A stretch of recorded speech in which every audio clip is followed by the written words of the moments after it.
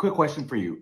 Why didn't you contact me before publishing in The Guardian that I'm the leading purveyor of disinformation on Syria? Just the other day, one of the independent journalists who's been maligned and trashed and attacked for revealing the truth on the ground about Syria, he got his revenge. And I have video of this as well that he posted. Aaron Mate, who does great work for the Gray Zone. I know Aaron Mate does awesome work. And he is one of the main journalists, independent journalists, independently funded, that has revealed the truth on the ground about Syria, has revealed the truth about the bullshit chemical weapons attacks, and the truth about the white helmets and how ridiculous they are. And I mean, they're basically a Western psyop, photo op. Why does the U.S. want to be involved in Syria when we give aid to 70% of the dictatorships around the world? Because Syria is outside our central banking arm. Syria has dropped the petrodollar. So that is the real reason we go after Syria. Now, this is the reason this article is 1 month old, is because I'm giving you the update. This is 1 month ago. They did an attack piece totally maligning and trashing Aaron Mate and a few others. But, Aaron Mate was one of the most important ones. Network of Syria conspiracy theorists identified. This article is about how we've finally gotten to the bottom of the Syria conspiracy theorists. Campaign disseminating disinformation sent thousands of tweets, often targeting the white helmets. Oh my goodness. Oh dear God. A network of more than 24 conspiracy theorists frequently backed. And by the way, coming up, as I mentioned, is Aaron Mate literally calling the journalist who wrote this. I'll get to that in a second. A network of more than 24 conspiracy theorists frequently backed by a coordinated Russian campaign. That's the other thing they did. Is they didn't just say that Aaron Mate is full of shit. They also linked him to Russia when he has no connection to Russia. None. Not funded by, not working with, not living there. He's an American. There's no connection to Russia. And they're like, often Russian-backed campaign sent thousands of disinformation tweets, which when you hear disinformation tweets from mainstream media, you should know that generally means information tweets. Honestly, I'd say 50% of the time they say, because some of the time they say different disinformation tweets and they're talking about, Trump supporters and their QAnon garbage. So half the time it legitimately mean garbage coming out of idiot people who've been lobotomized by Instagram vapid culture. But honestly, I know I got to get more into Instagram because that's where everybody watches everything. I got fucking, but literally, it's like I saw something the other day where someone said the key to doing well on Instagram is every 2 to 3 seconds has to justify the next 2 to 3 seconds. That's not a video. That's a seizure. You can't, in order to get to the center of any issue, it can't be 2 to 3 seconds. I'm just supposed to hold up a kitten every 2 to 3 seconds. While I'm talking about, hey folks, so I want to talk about the funding that has been sent to the Azov Battalion, Azov Battalion in Ukraine. I also want to talk a hamster. I also want to talk about the fact that our unfettered capitalist system is an economic system that requires fair wearing a bow tie. How can that? You can't. It's impossible. There is nothing other than literal acrobats. Literally, if your job is fucking spinning plates while you're hanging from a ceiling fan, there is nothing that can amuse people every 2 to 3 seconds. If you want to have any real information, and if the mainstream media, which is our U.S. state-funded media, because I mean, it's some of the time they're state funded, some of the time they're funded by the corporate state, which corporations own our state. So it is, if they're funded by large corporations, then they're state media in the U.S. I know it's complicated. It's most people don't get it, but CNN is state media. Who is CNN funded by? They're funded by our weapons contractor. Who funds our government? Our weapons contractors and oil companies, et cetera, big pharma, et cetera. So if that's who funds our government, and that's who funds CNN, and that's who funds Fox News, they are state funded media. They added a middleman. Rather than taking out a middleman, they added a middleman so that they could claim to not be state funded. Anyway, from a month ago, a network of more than 24 conspiracy theorists, frequently backed by Russian campaign, sent thousands of disinformation tweets to distort the reality of the Syrian conflict and deter intervention by the international community. New analysis reveals. Literally, they're upset that this group of independent journalists was trying to just deter Western-backed bombs. That's what you should hear from that paragraph. Data gathered by the Institute of Strategic Dialogue, and anytime you see something called like the Institute of Strategic Dialogue, just know it's garbage, okay?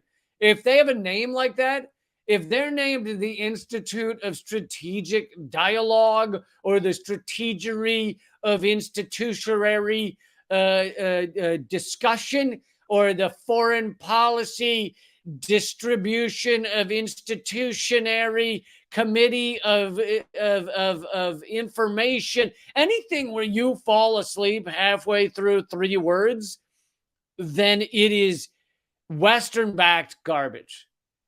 Although the initials are ISD, which does sound like an STD, so I will give them that. They're basically a mental STD. They're called because they're an ISD, which is an intellectual sexual disease. So they identified a network, and also, isn't it classic mainstream media garbage, Guardian garbage, to not say anything about who these people are? They just go, data gathered by the Institute of Strategic Dialogue. We're not going to get into who that is. We're just going to let you accept them as a real institute. Identified a network of social media accounts, individuals, outlets, and organizations who disseminated disinformation about the conflict, with 1.8 million people following their every word. The 3 principal false, which of course even that is a lie, because no one follows their every word. So, like, even just on the surface, they're lying. No, you think everyone follows Aaron Mate's every word? Fucking no. 3 principal false narratives promoted by the network of conspiracy theorists. Honestly, this whole thing should be read like it's a 1920s woman who's just seen a ghost. And I'm sorry to say woman, but it's the voice I'm about to do. You can tell it's just a woman's voice. It's not meant to say anything about women or anything about that. But it's like 1920s when you'd see in a movie like a ghost would walk in, and I don't know, were there talkies in the 1920s? Whatever, 1950s, I don't know when, but years ago, when a ghost would come in and the woman would go, woo. It was like an exaggeration of how women be.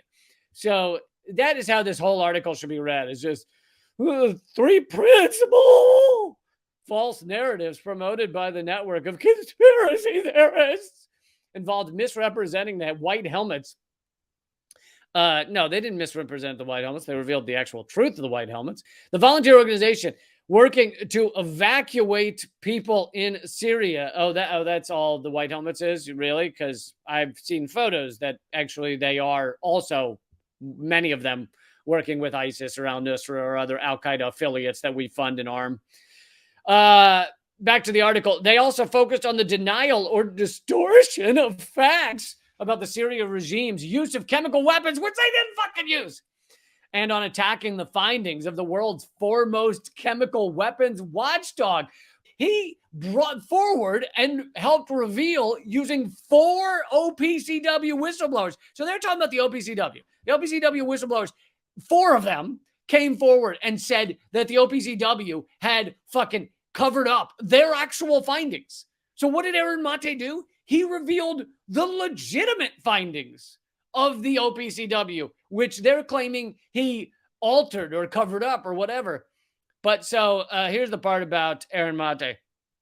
There's also a group of British academics. Yeah, why do you think there's a group of British academics who helped reveal this? Because they're fucking legitimate and they're not sold out and they're not garbage pieces of shit. There's also a group of British academics accused of spreading pro-Syrian regime disinformation. And by the way, that's the other thing, is they say anything that reveals the truth that could could reveal the truth of what is going on here, they call pro-Syrian or pro-Russian.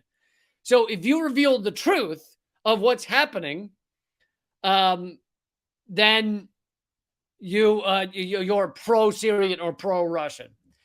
By the way, I see someone in the chat asking about the OPCW covered up their own findings. Yes, because the OPCW, the higher up, just a couple of them, did not want. So the OPCW is used to be the most legitimate international body on the use of chemical weapons. But when Syria happened, the Western pressure to agree with the false flag, with the bullshit that there had been chemical weapons used, the Western pressure was too much, and the top of the OPCW pushed out. Now there's 4 whistleblowers that have come forward, pushed them out, changed their report, and put forward the westernized report. So yes, the OPCW covered up the findings of their own officials.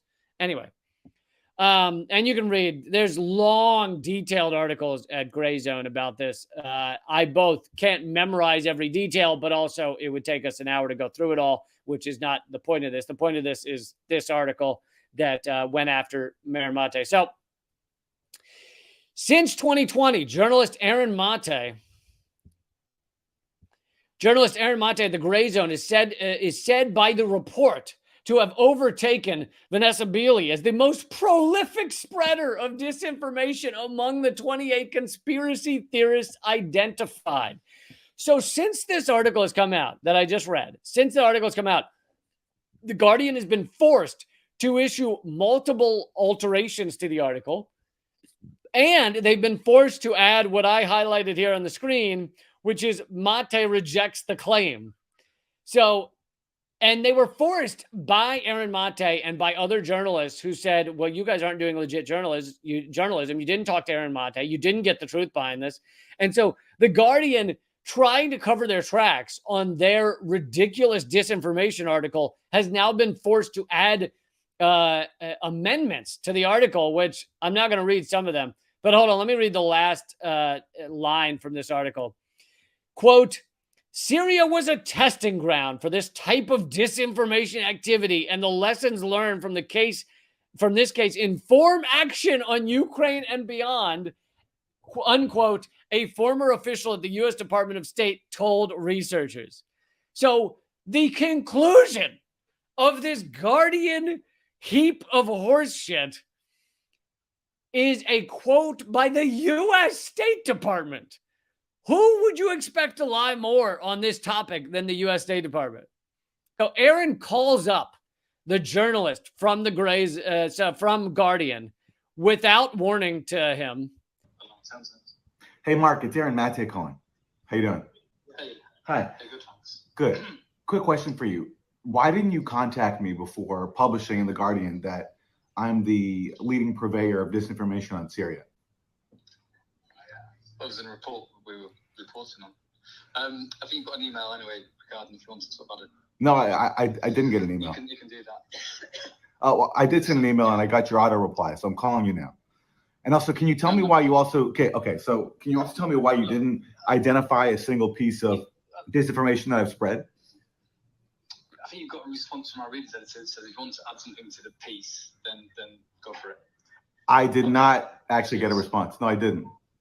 You'll get one soon. So will you not explain, Mark, why you didn't contact me and why you didn't name a single piece of disinformation that I've allegedly spread? I mean, it's pretty simple. Can you explain that for me? Well, but why didn't you do it when you wrote the article? It'll be articulated to you in the email you received. Can I ask you why you didn't articulate when you wrote the article? Because why not? You yourself have complained. You yourself have complained that the Home Office didn't contact you before they tweeted about one of your articles. So I'm asking you, why didn't you contact me before writing such a consequential claim about me? It's pretty simple. Why not? As I said, you're getting an email. Do you think it's fair journalism? You should have got it already. No, well, I haven't gotten it. It's been over a week. So I'm calling you now. You should be writing very short. So Mark, let me ask you, can you name me right now? Can you, Mark? So it just kind of repeats itself over and over. So there's another minute there, but I love that the guy goes, you should have gotten an email. I mean, this is how you know someone's full of shit. Well, they go, you should have gotten an email about that. And Aaron Mate goes, I haven't gotten an email about this. And then he goes, well, you'll be getting it shortly. Then you didn't send it, did you? Why did you say he should have gotten an email? And then you go, well, you'll be getting it shortly. Yeah, you'll be getting it shortly because I fucking got nailed, got reamed on a phone call right now. That's why you'll be getting an email. Fucking Jesus.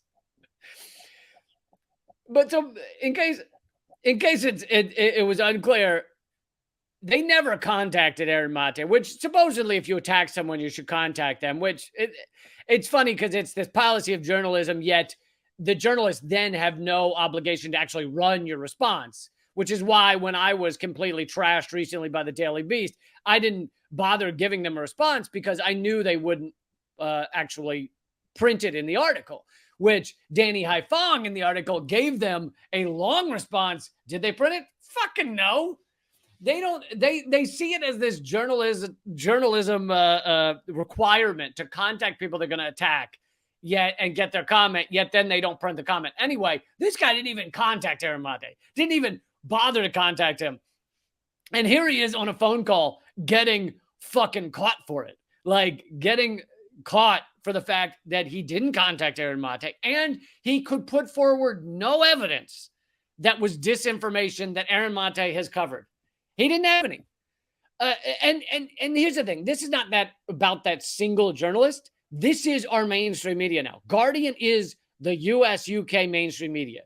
They are in the full support of just whatever US/UK empire propaganda is needed. That is their whole job. They essentially never largely go after the US or UK empire's view. Now, they might go after Donald Trump or something like that, but that is a riff in the ruling class that they're willing to do. But they will not actually critique the US empire's foreign policy or the UK empires, if you want to count us as basically the same thing, because the UK is now basically a feudal state of the US empire. Anyway, I had to play this because it's not just that they're maligning a great legitimate journalist. It's also that this is what our mainstream media is now.